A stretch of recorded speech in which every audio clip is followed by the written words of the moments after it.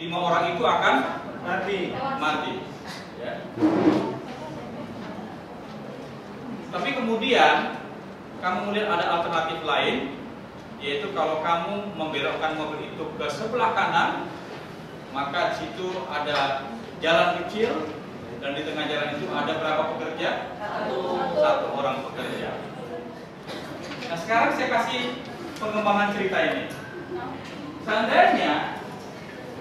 Seandainya kamu berdiri, sekarang kamu bukan sopirnya, kamu berdiri di pinggir jalan dan kamu melihat peristiwa tersebut.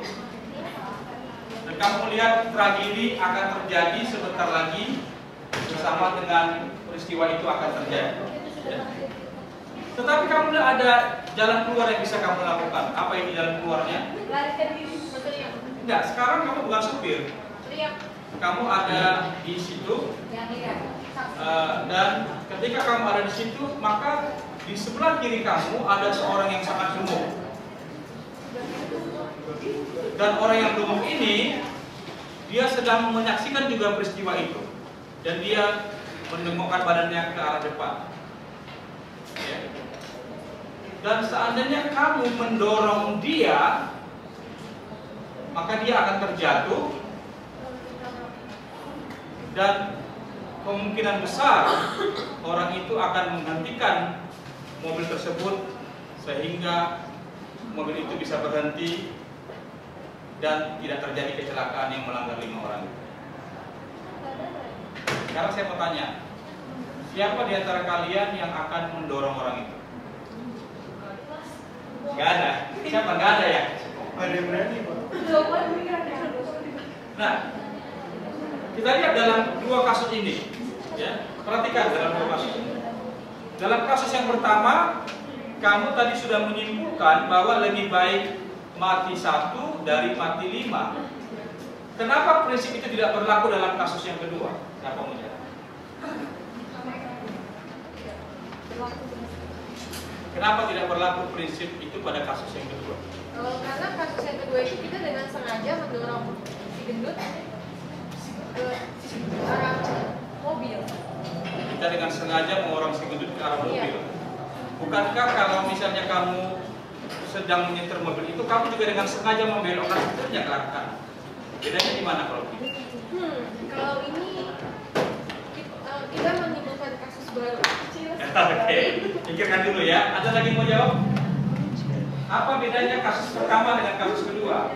Kenapa dalam kasus kedua kamu pikir bahwa mendorong orang itu adalah tindakan yang salah? Bukankah pada kasus yang kedua juga mati 1 lebih baik daripada mati 5? Ada yang mau jawab?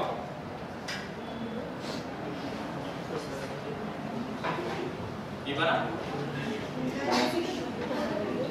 Enggak, dia bukan membunuh diri, dia mendorong orang lain untuk jatuh ke dalam ke bawah jembatan itu sehingga menghentikan mobil tersebut. Oh, jadi orangnya itu mobilnya dihentikan? Iya. Iya, Apa perbedaannya, Pak? Ya. Perbedaannya itu kalau misalnya orang yang kita menghentikan itu kita bunyi kayak melintas doang atau menabrak doang. Kemungkinan kita kena kecelakaannya pun juga sedikit, Pak. Kalau misalnya nabrak 5 orang, kemungkinan kita bisa mati, Pak. Jadi yang ini, jadi kok berarti mendorong orang itu lebih baik kalau begitu? Iya, kalau sedikit. Secara etika juga lebih baik. Yang penting kamu selamatkan. Ada lagi yang lain? Ya. Tolong dengarin ya. Ya silakan. Pertama kita yang nyetir ya. Iya. Contohnya dong, itu kan tanpa kita itu tindakan nggak sengaja. Nah, kalau kita nabrak berapa orang, ya sedangkan kejadian kedua kita yang jadi saksi ya. Terus kalau kita dorong, berarti kita masuk penjara dong. Karena kan kita yang membunuh, sama aja kita membunuh orang yang nggak bersalah. Karena kita aja yang menghentikan. pada tindakan kedua efeknya adalah karena itu tindakan membunuh dan bisa masuk penjara. Iya. Bagaimana kalau kamu menyorong dan nggak ada yang tahu dan kamu nggak akan masuk penjara? Itu tuh Boleh. di malam itu tapi dosa.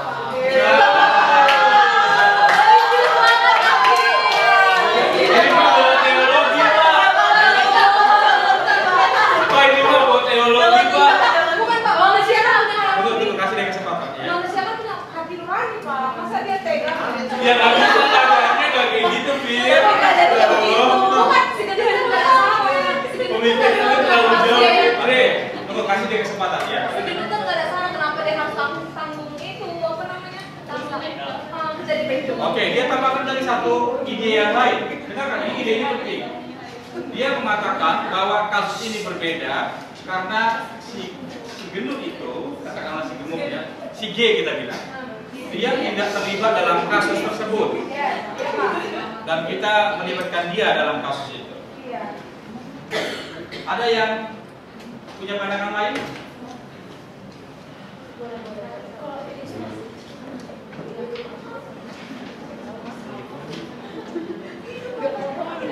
Silakan kalau ada punya pandangan yang lain.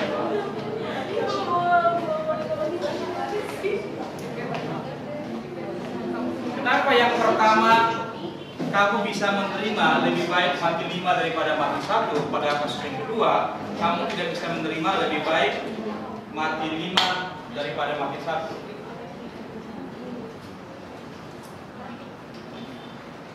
Yang menarik adalah bahwa kalian semua tahu jawaban yang benar. Masalahnya adalah kamu tidak bisa menyimpulkan mengapa yang satu benar dan mengapa yang satu salah, betul ya? Iya, betul. Ya. Gimana? Apa ide? Kalau misalnya kalau dulu kayak itu kalau nabrak yang kasus pertama kita nggak didorong nih Pak, itu kan status kita nggak sengaja Pak, dalam tanda kutip sengaja dong kalau yang mendorong. Oke, berarti maksud kamu yang pertama itu kita tidak sengaja. Karena kan memang belum kita nggak tahu. Pada yang kedua kamu Dalam tanda kutip ya sengaja. ambillah contohnya kamu dokter. Jadi ada orang baru tabrak truk 5 orang gitu, nggak mati. Nggak mati guys ya. Sekarang, tapi ada 1 orang yang sangat sekarat dan 4 orang yang bisa diselamatkan. Kamu tidak bisa menyelamatkan kelima-limanya. Kamu harus memilih apakah kamu menyelamatkan 1 orang yang sekarat, yang 4 lagi yang tidak sekarat bisa menjadi sekarat dan mati jadinya, atau kamu menyelamatkan 4 yang kurang sekarat. Karena mereka kurang sekarat, 4-4-nya bisa kamu selamatkan, tetapi akibatnya kamu harus mengabaikan yang 1 dan yang 1 itu pasti akan mati. Kamu pilih yang mana? Selamatkan yang 4 atau selamatkan yang 1? Selamatkan yang 4. Dengan gampang bisa kamu jawab ya. Kenapa? Apa prinsipnya lagi? Lebih baik mati satu daripada mati banyak. Ya, lebih baik mati 1 daripada karena dosanya lebih banyak. Jadi kalian melihat dari konsekuensinya. Ya. Kalian menilai sesuatu itu baik atau tidak baik dari konsekuensinya. Nah, kembali kalau kita kasus yang saya kutip dari minggu lalu, ya, bagaimana kalau kamu sedang mengobati seorang pasien yang sehat, ya, pasien itu punya ginjal yang baik dan organ-organ yang lain baik, dan 5 orang yang kecelakaan ini masing-masing membutuhkan 1 jantung, 1 paru-paru, 1 ginjal, 1 hati, 1 usus, katakanlah demikian. Apakah kamu bisa mengambil organ dari yang 1 ini dan memberikannya kepada yang 5, dengan demikian membunuh 1 atau membiarkan 1 mati untuk menyelamatkan yang 5? Iya. Siapa yang akan melakukan hal tersebut? Yang 1 orang itu. Siapa yang menolak melakukan hal tersebut kalau kamu tahu? Oh, saya kan. Semua menolak. Yang lain kenapa dikerjain? Saya menolak. Kembali lagi masalahnya sama. Saya menolak. Kenapa? Tindakan Ada di sini yang akan bersedia melakukan tersebut. Enggak. Kenapa? Kita mau dengar dulu. Kenapa? Karena kalau 1 nyawa doang ya, selamat cuma 1, tapi kita berkorban untuk yang lainnya. Posisinya di ikhlas apa enggak ikhlas itu itunya. Kalau dipaksa ya berarti udah. Dia ikhlas atau tidak ikhlas, atau dia bersedia atau tidak bersedia. Nah, sekarang pertanyaan begini, kalau kamu seorang dokter, ini ada poin yang menarik ya soal bersedia tidak bersedia. Kalau kamu seorang dokter dan dia bersedia, Oh ya pasti aja. apakah menurut kamu tindakan itu adalah tindakan yang benar atau tidak? Benar. Benar, karena dia bersedia. Kalau orang yang bersedia nggak apa dijalani. Tunggu, saya tanya dulu kalau gitu ya. Nanti kalau berespon, saya kasih kesempatan dulu baru berespon ya supaya terakhir. Siapa yang bilang bahwa kalau dia bersedia, maka adalah benar untuk mengambil organnya, memberikannya kepada yang dimakan tangan. Bersedia. Dia bersedia. Oh ya udah. Oke, turun tangan. Siapa yang mengatakan bahwa meskipun dia bersedia, tidak baik mengambil organ dari tubuhnya yang sehat dan dia bisa hidup, memberikannya kepada 5 orang? Coba angkat tangan. Angkat tangan. Oh, sebagian. Nah, kita dengar dulu jawabannya ya. Dari yang mengatakan itu benar, kenapa? Kalau memang benar-benar ikhlas dan orang-orang yang bersedia, why not kita bisa selamatkan banyak orang demi mengorbankan satu doa. Kenapa kalau dia bersedia itu menjadi pembenaran? Karena udah, maksudnya kalau udah bersedia itu udah ikhlas, udah bisa kita itu. Orangnya ikhlas, karena itu tidak ada lagi. Udah nggak ada banyak konflik lagi negatif dia pikirkan, no? Tadi siapa yang mengatakan itu tidak benar? Iya, kenapa? Atau selain dia? Selain dia ya? Tadi ya? Ya, kenapa? Kenapa kamu mengatakan bahwa meskipun dia bersedia itu tidak benar? Karena dia sendiri punya hak untuk hidup. Dan karena dia punya hak untuk hidup, maka kita tidak boleh mengorbankan nyawa orang tersebut untuk menyelamatkan 5 orang lain yang akan sekarang. Nah, masalah-masalah ini adalah masalah-masalah yang dibicarakan dalam apa yang disebut dengan moral philosophy. Moral philosophy.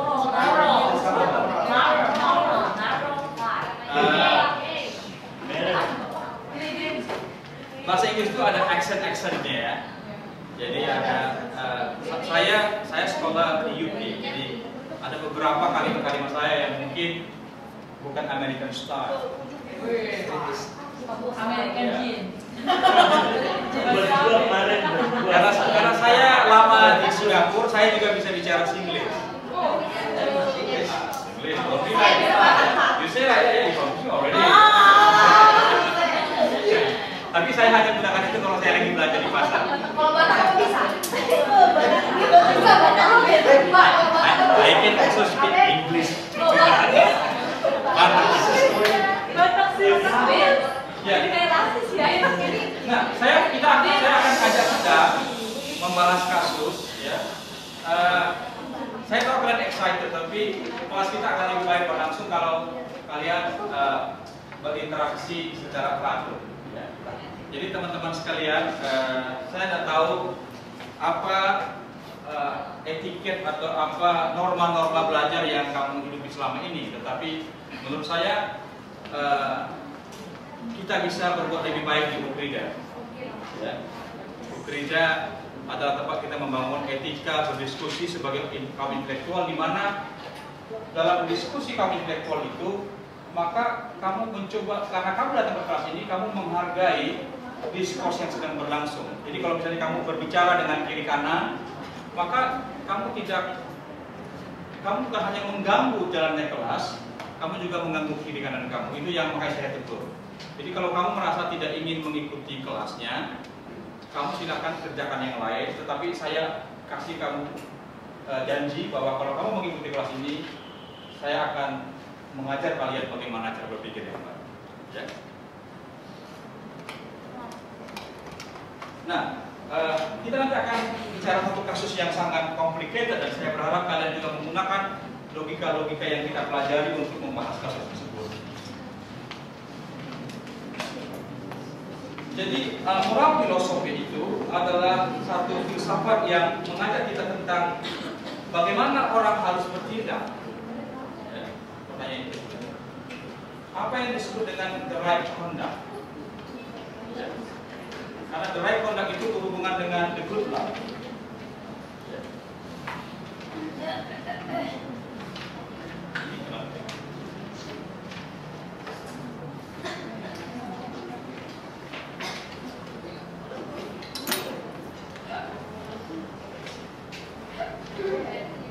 Jadi pertanyaan yang diberikan dalam moral filosofi ini adalah nanti bisa kamu pindah apanya filenya. Bagaimana orang-orang harus bertindak atau yang disebut dengan normatif ethics. Ya.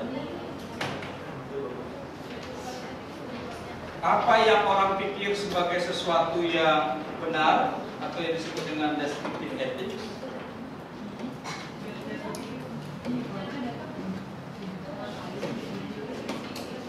Bagaimana kita mengambil pengetahuan moral dan mengaplikasikannya dalam situasi yang nyata, atau yang disebut dengan life ethics.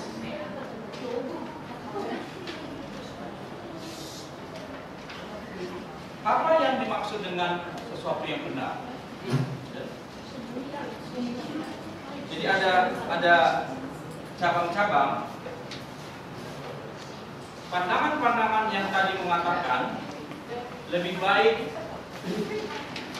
mati satu daripada mati 5, atau kita harus menyelamatkan 5 orang, dan untuk itu kita bersedia mengorbankan 1 orang, maka ini disebut dengan cabang yang disebut dengan konsekuensialis, karena mereka menilai benar dan salah dari konsekuensi sebuah tindakan. Bahwa membelokkan setir itu ke arah kanan, konsekuensinya lebih ringan daripada membiarkan itu lurus. Cabang satunya disebut dengan utilitarianisme.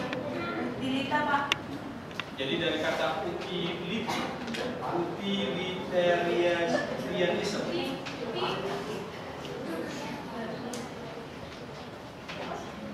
Utility itu artinya peralatan, utilitas, yang memanfaatkan sesuatu untuk keperluan yang lebih besar. Jadi mungkin bahasanya kepentingan orang banyak lebih penting daripada kepentingan individu. Itu juga ada dalam pendidikan moral Pancasila. Atau yang disebut dengan hedonisme. Hedonisme itu punya konotasi negatif, tetapi sebenarnya aslinya itu sangat positif. Hedonisme artinya apa efek yang paling memberikan rasa sejahtera kepada paling banyak orang. Itu namanya hedonisme. Karena filsafat hedonisme menyadari bahwa kalau kamu terlalu mengumbar-umbar kesenangan, maka kesenangan itu menjadi tidak lagi menyenangkan. Contohnya, banyak orang mengatakan bahwa makan yang enak itu adalah sesuatu yang mengenakan. Tetapi kalau kamu makan yang enak terlalu banyak, maka kenikmatannya menjadi tidak lagi nikmat. Hedonisme berpandangan kamu hanya bisa menikmati kenikmatan kalau kamu bisa menakar sejauh mana kenikmatan itu bisa kamu nikmati. Ngerti ya? Jadi sejak zaman kuno, kaum hedonis sudah menyadari bahwa orang yang terlalu banyak menikmati kesenangan, maka orang tersebut tidak bisa lagi menikmati kesenangan. Atau yang disebut dengan altruisme, itu juga konsekuensialis, yaitu pandangan yang mengatakan bahwa sesuatu itu benar kalau dia berdampak bagi orang lain, tetapi tidak berdampak bagi dirinya sendiri atau tidak menguntungkan dirinya sendiri.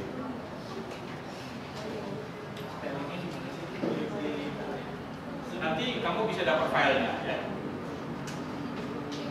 Nah, cabang yang kedua adalah yang disebut dengan deontologi. Deontologi adalah sesuatu yang kamu rasakan. Waktu kamu tadi mengatakan bahwa menyorong orang itu ke jalan itu adalah tindakan yang salah. Kenapa itu salah? Deontologi mengatakan sesuatu itu salah karena memang dia dalam dirinya sendiri adalah tindakan yang salah. Ya. Jadi dia categorically wrong. Karena waktu kamu mendorong orang itu, maka tindakan itu secara kategori adalah tindakan yang salah, terlepas dari apapun konsekuensi dari tindakan tersebut. Itu disebut dengan pandangan deontologi. Mungkin ada juga yang tadi mengumumkan dengan, oh Tuhan melarang kita untuk membunuh. Itu bagian dari situ, divine command kill. Apa yang Allah perintahkan adalah sesuatu yang baik, atau apa yang baik itulah yang diperintahkan oleh Tuhan. Apapun versi daripada divine command theory, maka kamu masuk kepada itu. Ya. Apa yang Tuhan perintahkan? Jadi dalam filsafat divine command theory itu ada dua pandangan. Pandangan pertama mengatakan sesuatu itu Tuhan perintahkan karena itu baik. Ya. Misalnya, jangan kamu berzina. Kenapa Tuhan perintahkan jangan kamu berzina? Karena karena berzina itu tidak baik dan tidak berzina itu sesuatu yang baik. Ada juga yang punya pandangan berbeda. Sesuatu itu bukan karena dia baik maka Tuhan perintahkan, tapi karena Tuhan perintahkan maka dia menjadi baik. Berzina mungkin sesuatu yang tidak jelas baik atau tidak baik. Nah, saya masuk kepada satu pokok bahasan yang dimana kita menerapkan ini untuk nanti kalian bisa pelajari ya. Dari kasus, jadi saya mulai dari kasus yang terjadi di Inggris yang disebut dengan Queen versus Dudley and Stevens. Ya. Dengarkan ceritanya, karena saya akan membagi kalian menjadi dua kelompok ya, yang berdebat satu dengan yang lain. Nanti mungkin kita akan kasih kalian waktu untuk berdiskusi dan menyiapkan jawaban kalian. Satu akan menjadi pembela dan satu akan menjadi penuntut, dan satu mungkin kita bagi pro dan kontra, mungkin satu jadi hakim ya. Satu kelompok, kita dibagi 3 kelompok ya, seperti pengadilan. Oke. Nah, dengarkan kasusnya dan catat yang perlu supaya kalian nanti bisa memperdebatkannya. Terkatung-katung dalam sebuah sekoci selama beberapa hari ya. Ketika seluruh penumpang kelihatannya akan mati karena haus dan lapar ya, Dudley dan Stephen memutuskan untuk mengorbankan Parker untuk kebaikan 3 orang lainnya. Jadi Thomas Dudley dan Edwin Stephen melihat bahwa si Parker setelah 10 hari terkatung-katung di atas sekoci itu meminum air laut, dan setelah meminum air laut maka dia menjadi sangat sakit ya. Seperti keracunan. Dan makanan mereka sudah habis. Terakhir mereka makan adalah 2 hari sebelumnya ketika mereka berhasil menangkap seekor kura-kura. Tetapi sekarang sudah tidak ada, mereka sudah tidak makan selama 2 hari. Lalu mereka berdiskusi, Thomas Dudley dan Edwin Stevens. Apakah kita semua akan mati, atau lebih baik kita mengorbankan satu di antara kita, ya, satu di antara kita demi keselamatan 3 orang lainnya, Thomas, Edwin, dan si Brooks nggak setuju. Tetapi 2 hari kemudian, ketika Richard Parker itu terpoyong-oyong sendirian di pagi hari, maka Thomas Dudley mengambil sebilah pisau, menusuknya dari belakang, membunuhnya, dan kemudian dia bersama Edwin Stevens memakan Richard Parker. 2 hari kemudian, Brooks yang juga kelaparan ikut memakan Richard Parker karena dia juga melihat di sini ada daging, ya, dan daging ini tersedia. Saya tidak ikut membunuhnya. Kalau ini ada, kalau ini masih hidup saya nggak akan makan. Tetapi karena sudah mati daripada Western saya makan, ya, karena sudah ada di depan mata saya. Lalu kemudian kira-kira 8 hari ke-20, maka datanglah sebuah kapal dan menyelamatkan ketiga orang ini. Brooks bersama dengan polisi di Inggris, ya, kemudian menginvestigasi kasus dengan pertolongan si Brooks ini dan menangkap Thomas Dudley dan Edwin Stevens. dan menyidang mereka dalam sidang pengadilan. Kebanyakan orang pada masa itu tidak merasa apa yang dilakukan oleh Thomas Dudley dan Stephen ini salah, karena mereka merasa bahwa itulah konsekuensi daripada situasi hidup dan mati. Siapa di sini kelompok yang mau menjadi hakim menangani kasus? Kelompok mana? Kelompok ini mau nggak? Yes. Kalian akan jadi hakim dan kalian nanti menyusun keputusan apakah mereka bersalah atau tidak bersalah. Kelompok mana yang mau menjadi jaksa menuntut mereka bahwa menyatakan mereka bersalah? Ini ya. Sini. Woi. Ini ya. Nah, kelompok ini berarti hanya tiga hal pilihan. Ya udah Pak. Ya, kalian harus membela bahwa mereka itu tidak bersalah dan susun argumen-argumen kalian mengapa mereka. Membela orang yang memakan itu. Tapi sebelum kita berdiskusi, mari kita gali dulu bersama-sama kasus ini. Oke. Ya. Siapa di antara kalian yang mengatakan bahwa tindakan mereka itu salah? Ini terlepas dari kasus nanti. Turun tangan. Siapa yang mengatakan bahwa tindakan mereka tidak salah? Coba siapa lagi? Oke, ada dua. Kita mulai dulu dengan yang mengatakan tidak salah. Ya, kenapa tidak salah? Karena nih kalau di logikanya emang kalau Dengar dulu ya semua ya. walaupun emang ada yang benar-benar dapat, saya udah bayang kalau cerita juga kayak gini, mau nggak mau gak ada pilihan saling membunuh atau memakan aja gitu aja. Memang benar mau nggak mau, kalau emang ini yang harus anda lakukan bisa apa? Tidak ada hal lain, pasti ini benar. Kalau mau stay alive. Saya pernah menonton film yang kasusnya mirip-mirip. Iya. Filmnya kira-kira begini. Dua orang menyelam ke kedalaman yang sangat dalam. Ya. Dan yang satu orang di kedalaman itu, di mana mereka tidak akan bisa sampai ke permukaan dalam waktu yang dekat, itu selang oksigennya bocor. Dan dia meminta kepada temannya untuk berbagi selang oksigen dan bagi satu kali. Tetapi temannya itu tahu bahwa kalau dia memberikan lagi, maka untuk sampai ke permukaan, kedua-duanya akan mati. Yang ada pilihannya adalah salah satu di antara mereka harus mati. Kalau kamu sebagai orang yang punya oksigen itu, apa yang kamu lakukan? Tahan, saya tidak pernah. Dia ingin merebut tank oksigen dari kamu. Lawan. Buang aja tabungnya.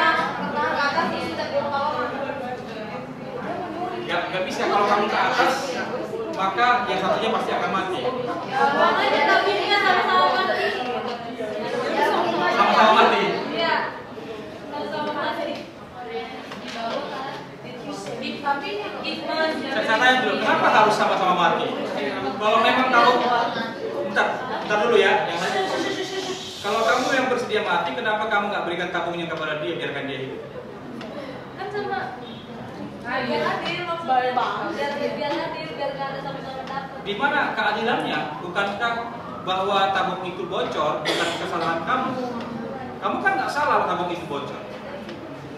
Bukan kesalahan kamu, tapi itu kecelakaan.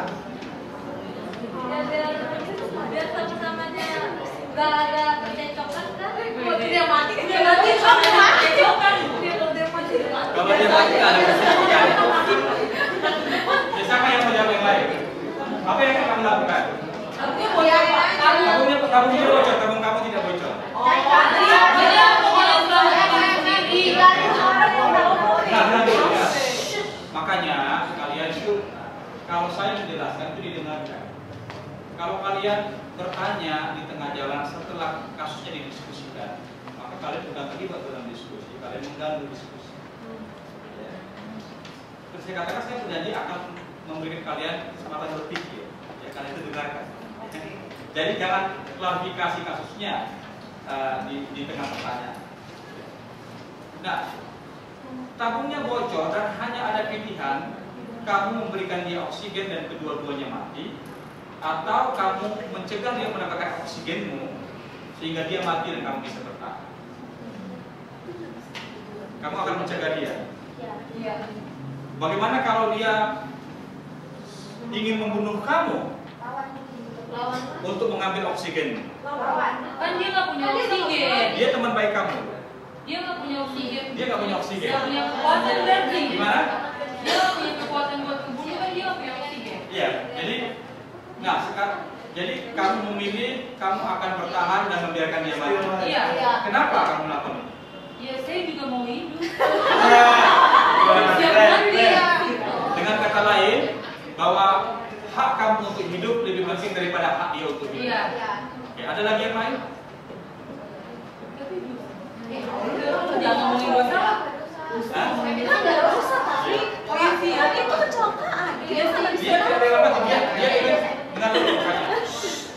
Jangan buat hipotesa yang tidak masuk dalam kasus. Kasusnya hanya dia ingin merebut tabung kamu, dan sekarang pertanyaannya adalah bagaimana kamu berespon kepada kasus ini.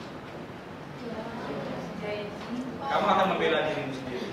Kenapa kamu membela dirimu sendiri? Gimana? Karena kamu mau hidup.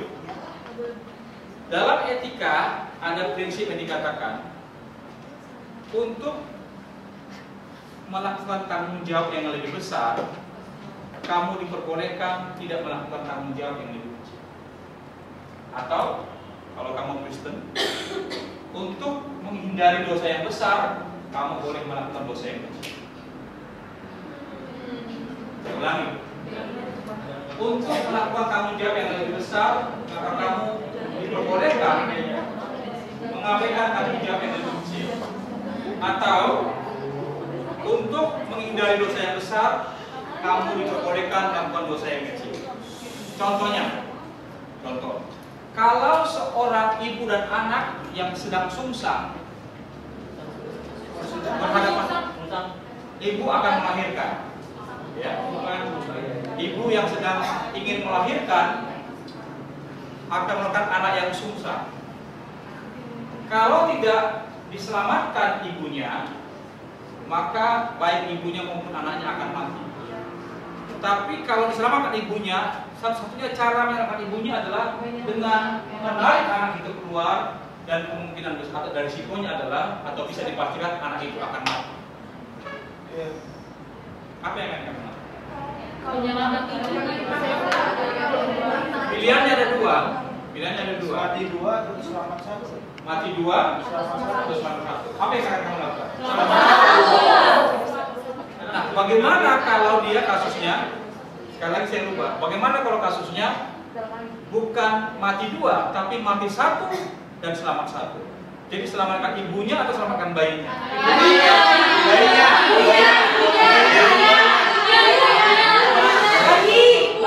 Baik. Siapa yang mengatakan selamatkan ibunya? Saya. Siapa yang bilang selamatkan bayinya? Pasti baik. Oke. Pertama yang bilang selamatkan ibunya, siapa yang mau ngasih pandangan? Saya. Kan ibunya bisa bikin lagi. Ya begitu prinsipnya, maksudnya ibunya, kalau misalkan kita mematikan ibunya, berarti yang bakalan ditinggalin tuh keluarganya, dari istrinya, keluarga dari suaminya, keluarga baru. Kalau ini, Tapi kalau bayinya yang ditinggalin cuma keluarga barunya doang. Maksudnya begini gitu. Jadi dengan kata lain kami ingin mengatakan kalau ibunya yang meninggal, konsekuensinya jauh lebih besar terhadap keluarga daripada kalau bayinya meninggal, konsekuensinya lebih kecil. Ya, ada yang ingin menambahkan yang mengatakan menyelamatkan ibunya? Sama semua setuju? Yang mau menyelamatkan bayinya? Saya. Ya. Kalau saya sih dari logikanya dari umur Pak. Kalau dari bayi itu kalau misalnya bisa diselamatkan dan sehat itu hidup masih panjang. Kalau ibu kan kemungkinan juga masih tinggal sedikit dari umur.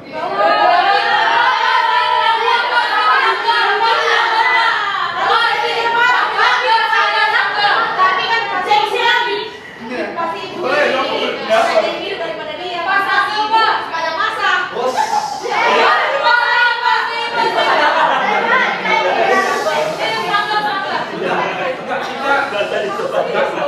Kalian tidak perlu marah kepada dia, tapi coba kita analisis pandangan dia. Kita lihat kebenarannya, analisis kebenaran itu kita nilai kekuatan. Dia mengatakan bahwa lebih baik menyelamatkan bayinya karena bayi itu memiliki umur yang lebih panjang, sementara ibunya sudah menjalani kehidupan dan karena itu kesempatan bayinya jauh lebih besar daripada kesempatan ibunya. Siapa yang mau menyalahkan argumen ini? Saya. Yang lain? Ya, apa? Ya, silakan.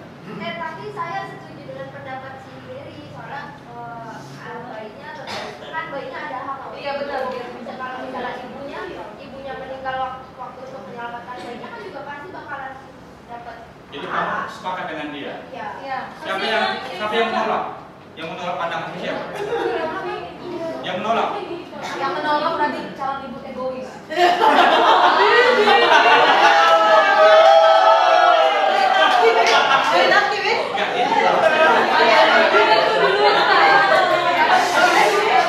ini kita tidak mau saling menghakimi ya. Kita berdiskusi dalam kelas. Siapa yang setuju pandangan dia? Siapa yang ingin menentang pandangan dia? Ayo tentang pandangan saya.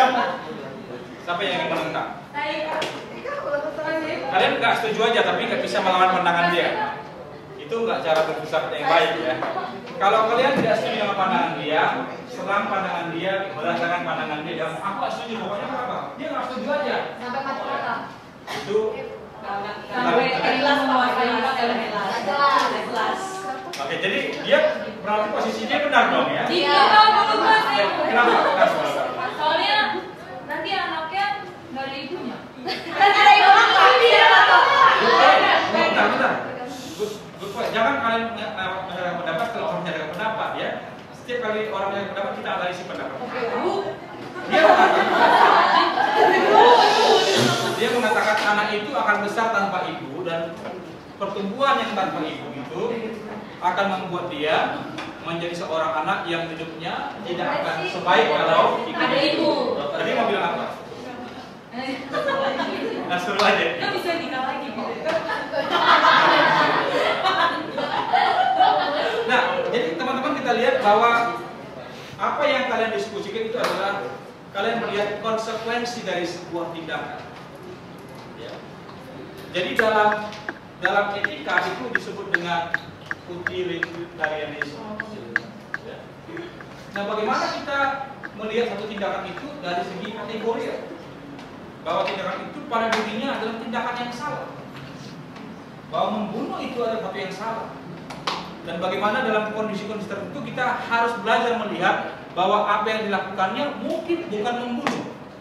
Itu yang disebut dengan untuk melakukan tugas yang lebih besar, kita dilepaskan dari tanggung jawab yang lebih kecil. Bayangkan pandangan seperti ini. Kamu seorang, katakanlah seorang rohaniawan. Amin. Dalam situasi perang, satu orang yang dikejar-kejar oleh pasukan musuh atau katakanlah pasukan komunis katakanlah ya, atau pasukan Nazi datang ke rumah kamu dan bersembunyi di dalam sebuah kamar. Lalu kemudian pasukan itu datang bertanya, apakah tadi ada seorang yang lari datang di tempat ini? Kamu punya dua tanggung jawab dalam kasus ini. Tanggung jawab pertama adalah untuk menyatakan kebenaran. Seorang ditanya harus menyatakan kebenaran. Tanggung jawab kedua adalah untuk melindungi orang yang tidak bersalah. Mana tanggung jawab yang lebih besar dari kedua tanggung jawab ini? Melindungi yang tidak bersalah. Mengatakan hal benar kepada orang yang jahat itu tanggung jawab yang lebih kecil. Yang benar. Dalam kasus ini, untuk melindungi orang yang baik budi, kita dihindarkan dari tanggung jawab menyatakan benar kepada orang yang jahat. Sehingga dalam etika, waktu kalian mengatakan bahwa orang itu lari ke tempat sana, dalam beberapa pandangan etika itu tidak dikatakan berbohong. Itu dikatakan melakukan tanggung jawab yang lebih besar, sehingga kamu terhindar dari tanggung jawab yang lebih kecil.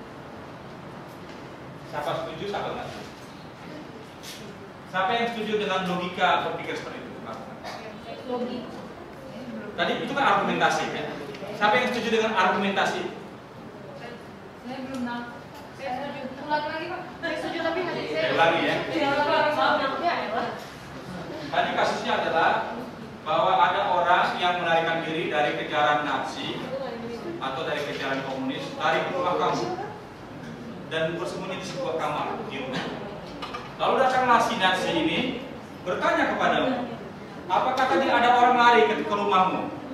Kamu punya dua pilihan, mengatakan yang benar kepada si Nazi, Jujur atau berbohong? mengatakan yang benar. Saya katakan jujur berbohong, mengatakan yang benar. Orang itu ada di rumah saya. Oh. Atau kamu mengatakan kepada si Nazi itu, oh dia lari ke arah sana. Kamu tidak mengatakan yang benar kepada mereka. Dalam kasus ini kamu memiliki dua tanggung jawab. Kedua tanggung jawab ini konflik. Kamu tidak bisa melakukan kedua-duanya. Ada pandangan etika yang mengatakan bahwa untuk melakukan tanggung jawab yang lebih besar, maka kamu dilepaskan dari tanggung jawab yang lebih kecil. Apa tanggung jawab yang lebih besar? Menyelamatkan nyawa orang. Apa tanggung jawab yang lebih kecil?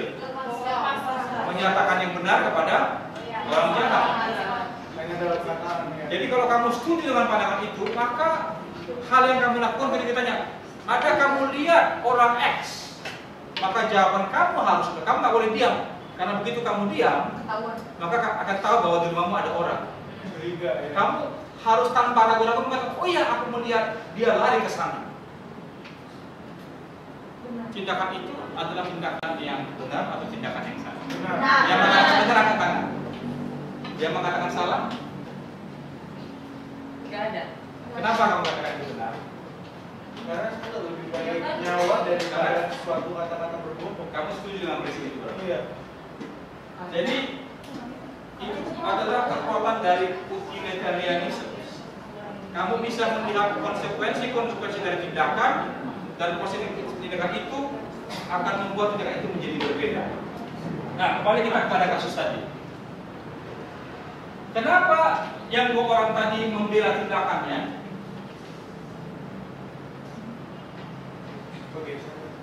Ya, kembali. Kembali. Oh, udah.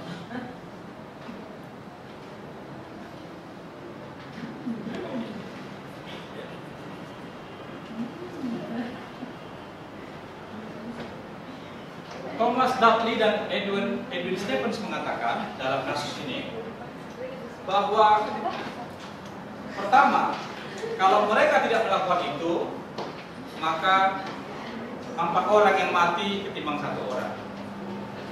Yang kedua, kalau mereka tidak melakukan itu, maka akan ada 4 keluarga yang kehilangan anaknya daripada 1 orang yang kehilangan anaknya.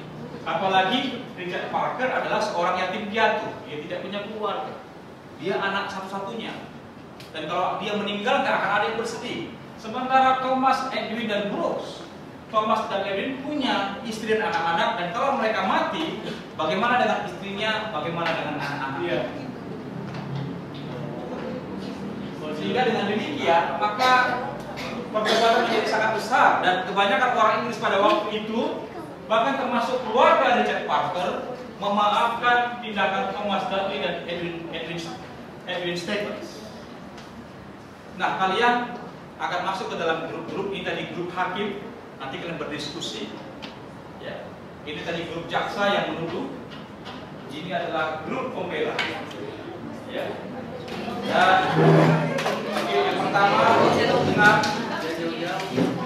menetapkan siapa ketuanya dan sekretarisnya. Dan kedua, siapa ketuanya dan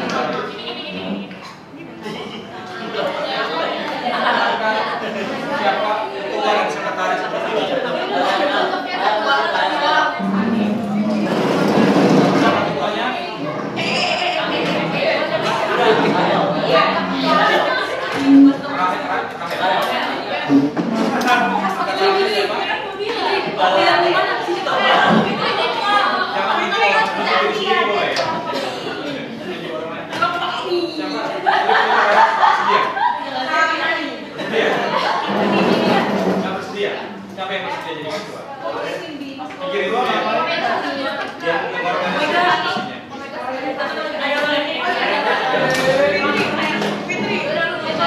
Siapa ketuanya di sini? Ketuanya lah.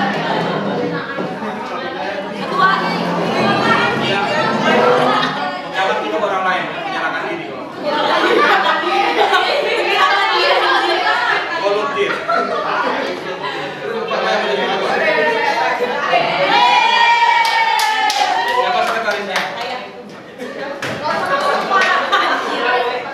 Siapa ketuanya? Jangan tiga orang lain. Volunteer. Siapa yang menjadi ketua? Siapa jadi ketua? Diskusikan dulu.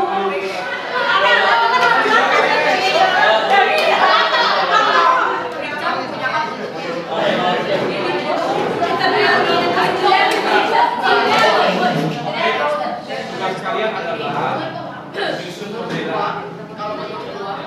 Berikan 5 argumen mengapa mereka tidak bersalah dan antisipasi apa 5 argumen mereka dan apa jawaban kalian. Nanti kalian akan mulai apa menjawab mereka dan selanjutnya kalian akan memberikan argumentasi. Ya. Jadi saya kasih argumen mengapa mereka tidak bersalah. Tugas kalian adalah memberikan 5 argumen mengapa mereka bersalah dan mengantisipasi apa kira-kira pemilihan mereka dan apa jawaban mereka.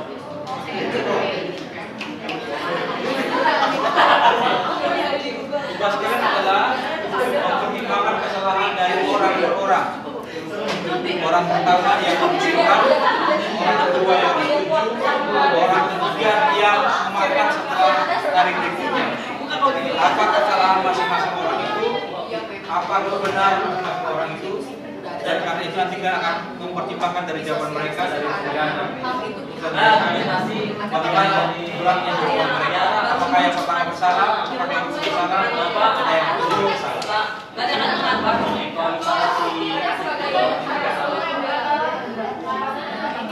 Waktunya 20 menit.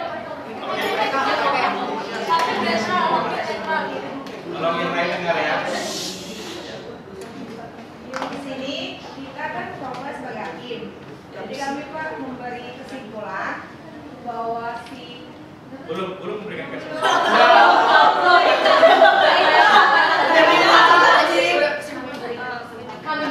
kami berikan kesempatan untuk tim pembela dan tim Jaksa.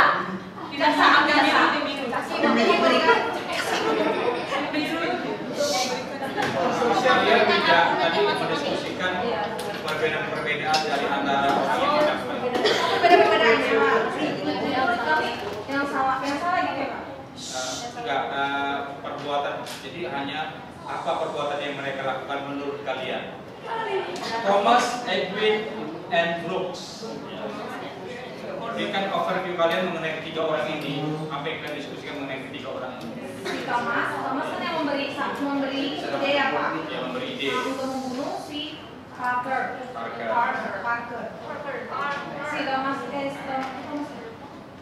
Si Thomasnya itu yang menurut saya yang salah. Yang pertama yang memberi ide yang salah. Yang kedua si Edwin itu juga termasuk yang salah karena dia ikut untuk membenarkan perbuatan si Thomas. Yang ketiga itu si Brooks itu juga termasuk salah, tapi dia salahnya karena dia ikut makan. Untuk perbuatan membunuhnya sih dia nggak salah, dia menolak yang untuk membunuh. Juga ikut makan, berarti dia juga salah. Jadi kita dengar dari hakim bahwa sidang ini atau kasus ini terjadi dengan terdakwa pertama Thomas dan Edwin sebagai pembunuh, dengan Thomas sebagai perancang, Edwin yang ikut, dan juga Brooks sebagai orang yang terlibat dalam memakan mayat daripada Richard. Terima kasih buat hakim. Sama Pak.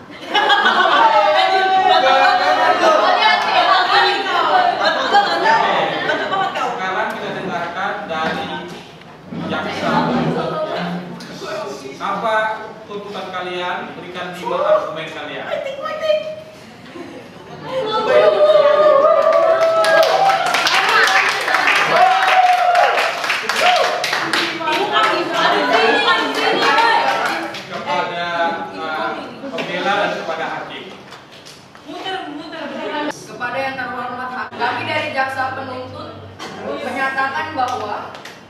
Thomas, Stevens, dan Brooks telah bersalah karena telah membunuh Parker.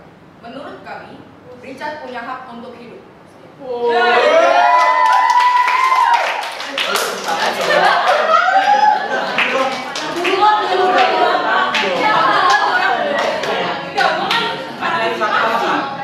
Satu alasan aja. Kami bisa argumen sama pegawai. 5-5-nya sekalian.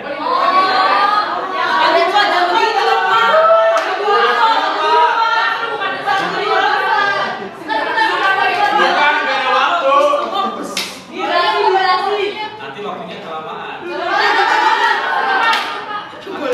Kalian mau jawab aja. Si Parker punya hak untuk hidup. Oke, kalian mau jawab itu dulu? Boleh. Ada respon? Ya, silakan. Jadi argumen pertama mereka adalah tindakan mereka salah karena mereka mengambil hak Parker untuk hidup.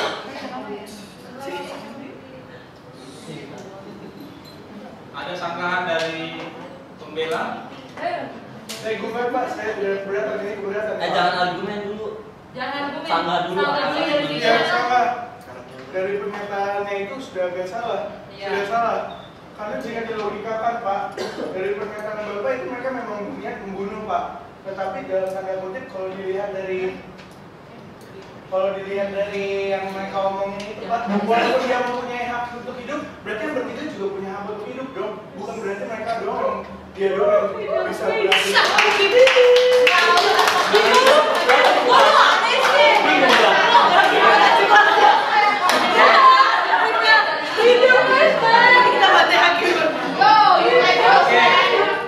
itu yang saya sanggah argumen kami Pak. Dan argumen kami jika dilogikakan mendingan mati. Nggak usah dulu, pokoknya kamu sanggah aja. Pembela mengatakan bahwa baik Richard Parker maupun ketiga pelaku sama-sama memiliki hak untuk hidup, dan hak hidup 3 orang mengalahkan hak hidup 1 orang. Nah, that's the point. Oke. Hakim, responnya? Kalau hakimnya kan bisa ngurusin, voting aja ya biar cepat.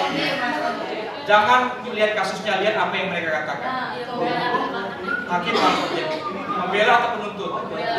Membela. Jadi menurut hakim untuk argumentasi pertama, membela yang jadi kuat argumentasi. Sekarang kita masuk argumentasi pembela yang pertama. Jangan 5, satu, karena mereka punya hak 1 ya. Yang pertama 1 aja. 1 argumentasi dari kita. Dari kita itu kondisinya si Parker ini kan gak punya keluarga, jadi mau dikorbanin juga gak apa-apa. Karena gak ada, karena ya keluarga ada yang ngebelain dia juga, gak ada yang melindungi dia juga tuh. Baik, kami dari jaksa penuntut akan menyanggah argumen dari jaksa pembela.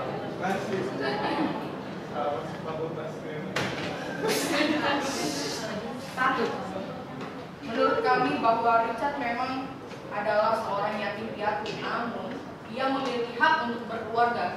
Dan pada kasus tersebut dalam sidang, keluarganya datang untuk menghadiri sidang tersebut. Itu berarti Richard mempunyai keluarga, walaupun itu bukan keluarga inti. Kamu boleh jauh.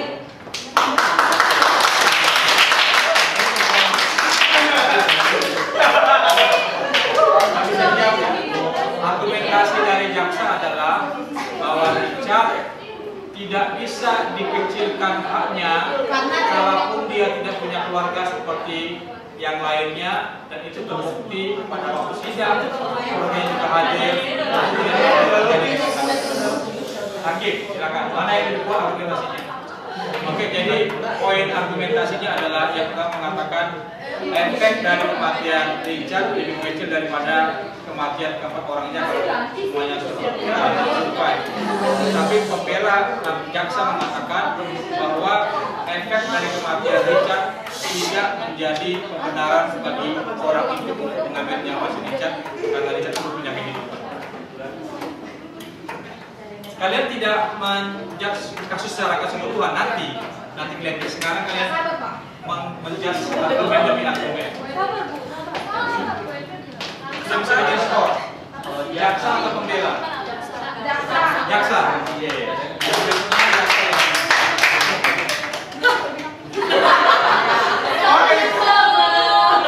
Oke, sekarang menurut hakim di sana. Sekarang biar jaksa memberikan argumen kedua.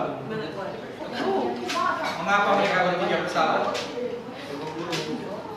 Kami dari kelompok jaksa ingin memberikan statement kami bahwa argumen kami ialah tindakan pembunuhan yang dilakukan oleh 3 orang itu juga termasuk sebuah kanibalisme. Dan kanibalisme itu sudah melanggar hukum HAM. Dan hukum HAM itu sudah ada sejak sebelum itu kejadian itu sudah ada. Jadi itu sengaja melanggar etika moral dan HAM dan undang-undang. Dan hukum HAM itu sudah ada pada tahun 1215. Jadi menurut kami ketiga orang itu memang harus pantas dihukum.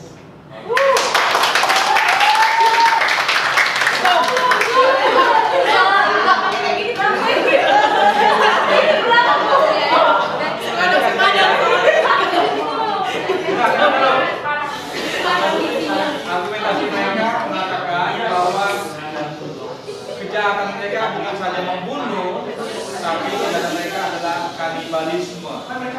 Dan pembunuhan dengan ekses kanibalisme ini adalah tindakan yang pada dirinya sendiri sangat jahat dan itu pelanggaran HAM, satu pelanggaran yang sudah sangat tua usianya. Tadi mereka mengatakan. Silakan masalahnya. Dari pembela, di sini kondisinya Richard kan sakit. Enggak ya? Kondisinya Richard ini sakit. Kalau misalkan kita mengorbankan Richard Parker, berarti 4-4 ini bakalan mati dong, ya kan? Karena 3 orang ini nggak punya makanan juga, 1 orang ini juga kondisinya lemah, jadi yang 4-4 bakalan mati gitu loh. Terus dilihat juga dari kondisinya Pak Richard Richard yang nggak punya keluarga iya yatim gitu kan. Terus tapi yang ketiga ini kan masih punya keluarga kandung. Jangka panjangnya ya kalau misalkan ketiga ini hilang, jangka panjang, jangka pendeknya jangan taruh kali. Tolong hargai berbicara ya.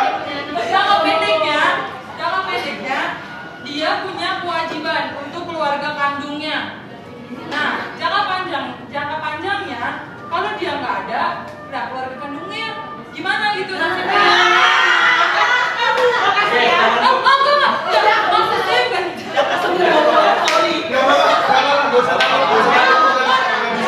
Ya seperti itu bapak-bapak ibu. Jadi dari apa yang mereka katakan bahwa keuntungan yang didapat dari kematian Parker itu mengalahkan bahkan kesan jahat dari tindakan kanibalisme, kira-kira gitu. Jadi jaksa mengatakan tindakan mereka begitu jahat karena mereka bukan saja membunuh, tapi mereka melakukan kanibalisme. Sementara pembela mengatakan keuntungan yang didapat dari kematian Parker, termasuk selamatnya mereka bertiga dan juga efeknya bagi keluarga ini bertiga, itu bisa memaafkan pembunuhan bahkan kanibalisme yang mereka lakukan. Menurut hakim, hakim memutuskan untuk argumentasi kedua jaksa yang lebih kuat. Ini dari jaksa pembela, jadi menurut kami, karena tadi jaksa penuntutnya bilang mereka kan membicarakan tentang HAM, bahwa 1 orang itu kalau misalnya dibunuh itu melanggar HAM. Nah, berarti secara tidak langsung mereka juga mengatakan bahwa hak hidup, bahwa mereka berempat lebih baik mati daripada 3 orang hidup. Itu berarti benar, bro. Berarti mereka membicarakan bahwa 4 orang itu lebih baik mati bersama-sama daripada 3 orang itu bisa bertahan hidup. Karena mereka membicarakan HAM. Bang, itu argumentasi mereka adalah bahwa keempat orang yang ada dalam skoci itu sama-sama memiliki hak asasi manusia. Dan dalam hal ini yang harus diselamatkan bukan hanya Parker, tapi setiap orang yang ada di situ. Dan karena itu hak asasi itu termasuk dalamnya hak untuk hidup, menjustifikasi apa yang mereka lakukan supaya kelangsungan mereka bisa berjalan setelah mereka atau untuk melewati bahaya kelaparan yang sedang mereka hadapi. Kira-kira begitu ya. Ya. Jadi hak asasi dari orang-orang yang ada di situ adalah hak dan hak. Kalian harus menyangkal khusus argumen ini. Sangkal sama kata. Silakan. Kami dari jaksa penuntut akan menyanggah argumen dari jaksa penuntut.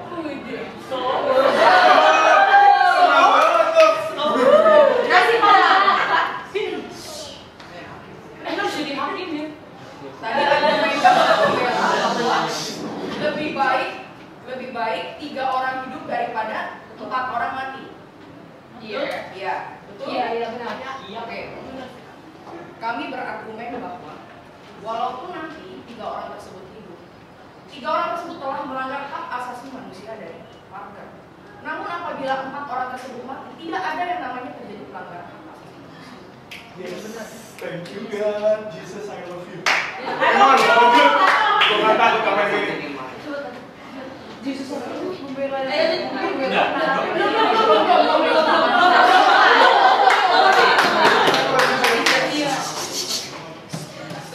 suaranya belum.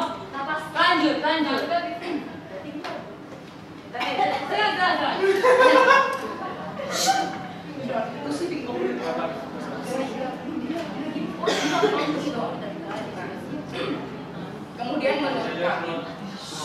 Kemudian menurut kami, apabila memang semua 4 orang di sini memiliki hak untuk hidup, namun menurut kami hal tersebut sudah tidak pantas apabila sudah melanggar hak asasi milik orang lain. Argumen dari mereka agak sedikit kompleks, tapi poin mereka adalah bahwa kalau keempat-empatnya mati, maka tidak ada terjadi pelanggaran HAM. Tapi kalau ada satu yang mati, ada satu pelanggaran HAM. Dan karena itu keselamatan 3 orang tidak menjadi satu kebenaran bagi adanya pelanggaran HAM. Kira-kira gitu ya. Menurut hakim, pada argumen pembela yang kedua tetap jaksa memberikan sanggahan.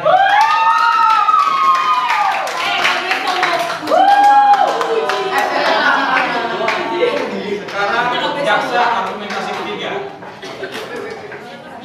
Kami dari jaksa penuntut menyatakan bahwa tindakan pembunuhan yang dilakukan oleh 3 orang tersebut bukan hanya melanggar hak asasi manusia, namun juga melanggar etika, moral, dan undang-undang di negara tersebut.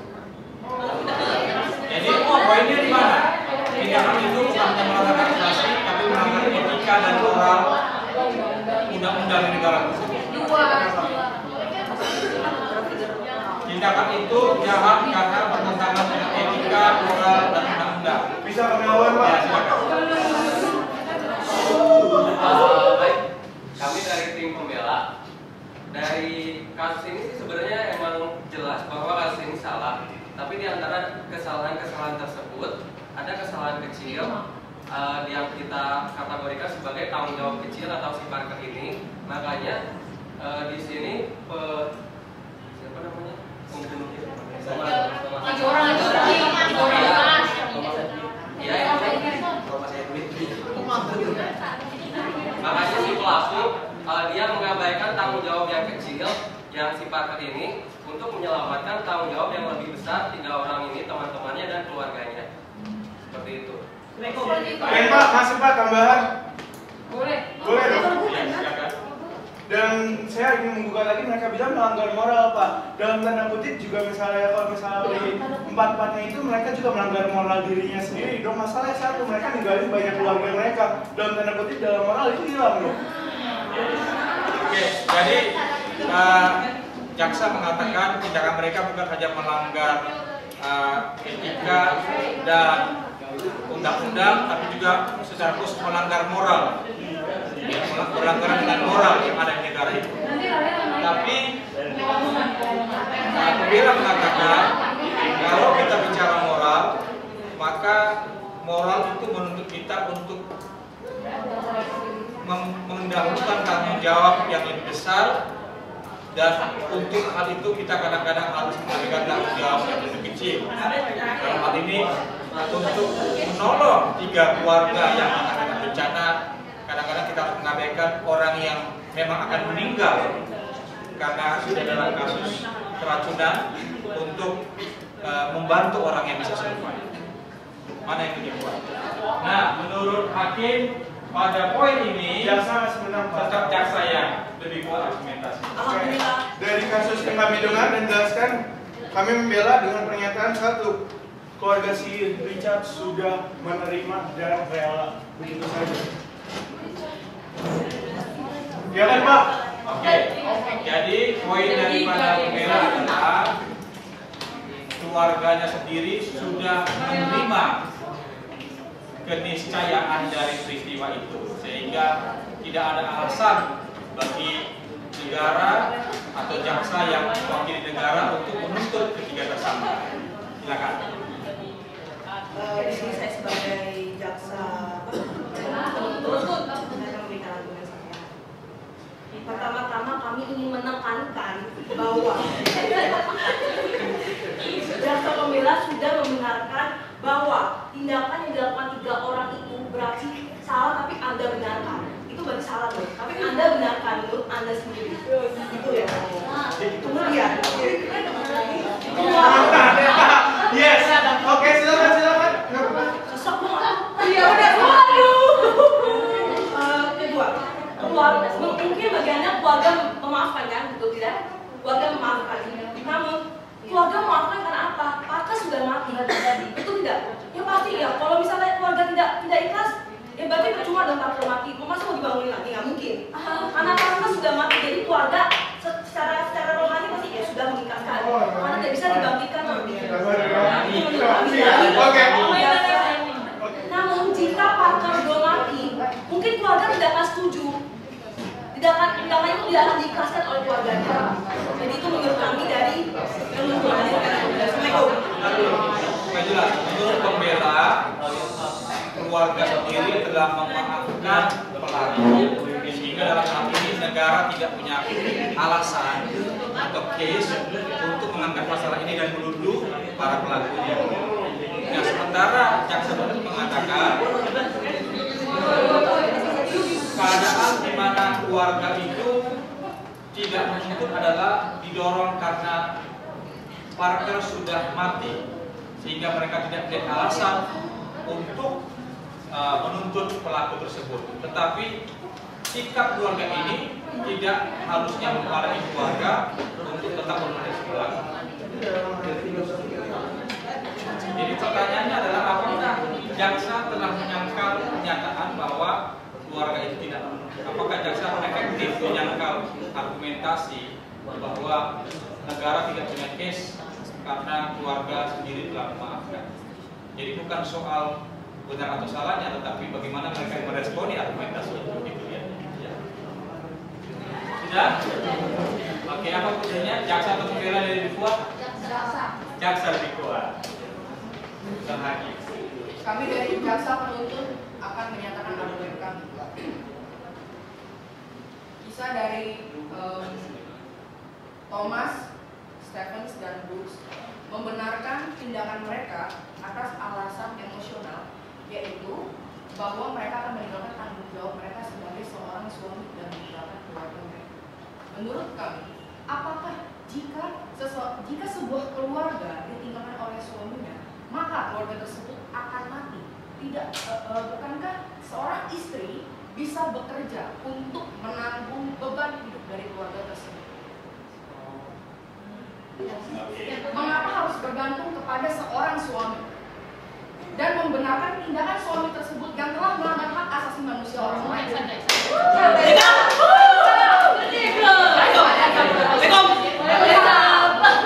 Argumentasi jaksa mengatakan bahwa alasan mereka, anak istri mereka akan terbengkalai, tidak merupakan alasan yang kuat karena istrinya masih bisa menghidupi keluarganya.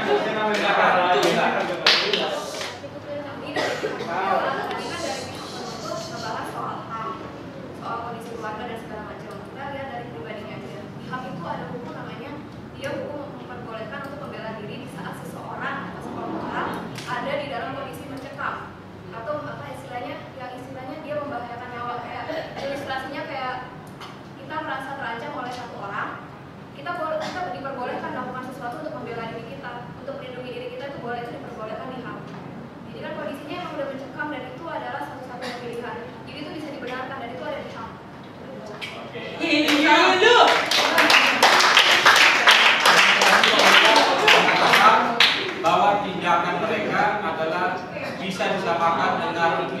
self defense, yaitu untuk melanjutkan kehidupan mereka, itulah yang bisa mereka lakukan karena mereka punya hak asasi untuk mempertahankan kehidupan mereka. Silakan.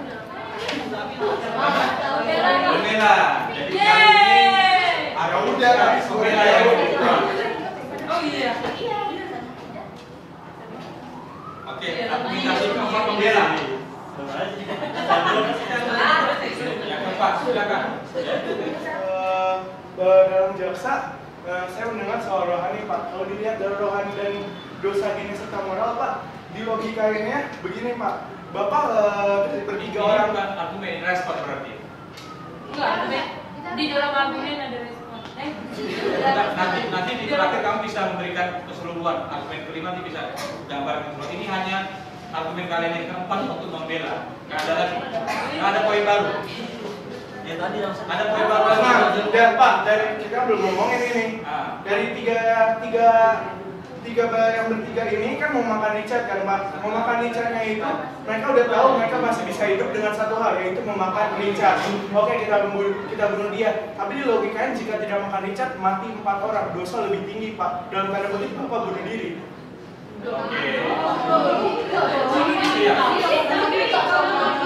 Iya dong, kan bunuh diri. Sedangkan lu masih bisa tahu dengan cara lu hidup yaitu makan Richard. Udah jelas. Nah, ada orang ngomong satu, lebih baik Anda melakukan dosa kecil daripada besar. Oke, kita jangan borohani, Cing. Oke, kita dengar. Ini juga borohani kok tadi Fit. Gak usah nyolot deh.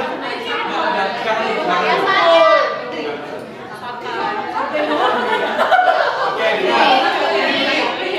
teman-teman, tolong suaranya. Enggak, saya simpulkan dulu argumentasi mereka adalah bahwa kalau bukan dulu, jangan dulu, biar tahu poin apa yang mau disampaikan.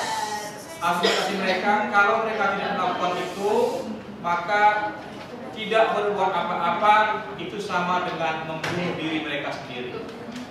Jadi tidak berbuat apa-apa itu sama dengan berbuat jahat, yaitu membunuh 3 orang oleh 3 orang tersebut. Silakan. Ya, silakan. Ya, kita dengarkan. Kami dari jaksa penuntut akan menjawab dari argumen dari jaksa pembela. Jaksa pembela mengatakan bahwa tindakan tersebut apabila dibiarkan berarti mereka membunuh diri mereka sendiri. Namun di sini kami ingin menekankan bahwa tindakan tersebut bukanlah bunuh diri. Karena kenapa? Tindakan apabila mereka tidak membunuh Richard Parker dan mereka tetap berempat, mereka hanya menjalani keadaan, bukan membunuh diri mereka sendiri pelan-pelan. Bukan itu. Cukup ya. Jadi argumen daripada pembela adalah tidak berbuat apa-apa sama dengan bunuh diri. Argumen dari jaksa agung tidak berbuat apa-apa bunuh diri, tetapi menjalani kehidupan yang berarti dengan kematian. Jaksa atau pembela? Jaksa. Bicarakan dulu biar menghormati dong pandangan mereka. Sudah sepakat? Oke. Apa pasti jaksa? Jaksa. Kita tahu, sudah tahu. Oke. Nah, sekarang masuk pada argumentasi terakhir dan juga sekaligus dan bisa merangkum argumentasi sebelumnya. Argumentasi terakhir bisa merupakan argumentasi baru atau bisa merupakan kumpulan dari argumentasi yang disusun berdasarkan keempat argumentasi sebelumnya. Ya. Nah, untuk itu kami persilakan siapa yang mau lebih dahulu, apakah jaksa lebih dahulu atau hakim lebih atau pembela dulu, karena argumentasi terakhir ini tidak akan disangka dan tidak akan dibandingkan, tetapi akan menjadi kata terakhir dari masing-masing kelompok. Ya, ini adalah argumentasi terakhir yang tidak akan disangka dan diresponi, tapi merupakan kalimat terakhir dari kalian yang bisa merangkum seluruh argumen. Intinya paling yang kami pandang cuma satu. Kenapa jika Anda masih bisa hidup mencari dengan satu cara, kalau yang menjadi terbaik, kenapa enggak kalau misalkan Anda bisa masih hidup dengan cara itu? Jadi Jadi yang paling esensial dalam hidup adalah menyambung kehidupan kita. Dalam kondisi tertentu, apapun caranya, kita harus lakukan apa yang harus kita lakukan. Dari fakta juga di berempat ya, jika ada kami berempat itu banyak orang kehilangan. Oke. Jadi apa yang mereka lakukan adalah keniscayaan dan juga bisa mereka lakukan untuk menyambut mereka. Berikan tepuk tangan buat pembela.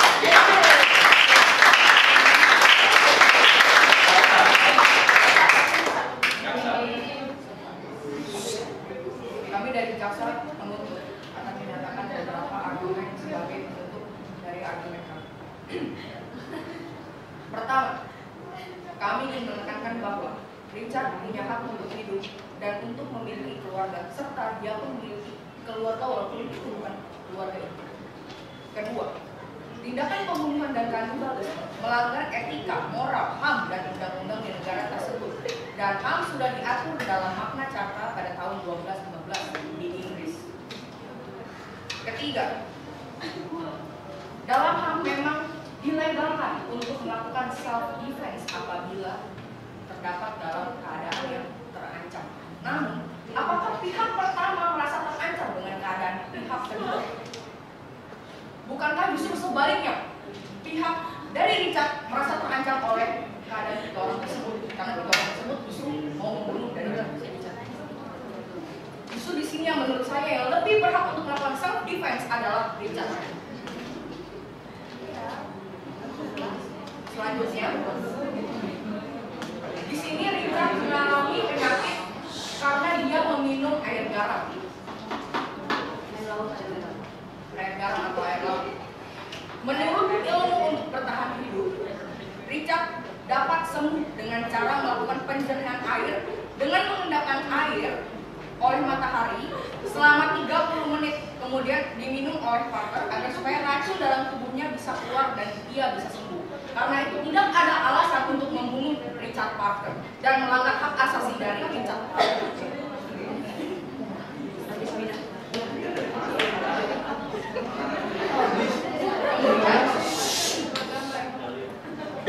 Kemudian pembelaan dari tiga orang tersebut bahwa mereka memiliki tanggung jawab yang lebih besar daripada Parker.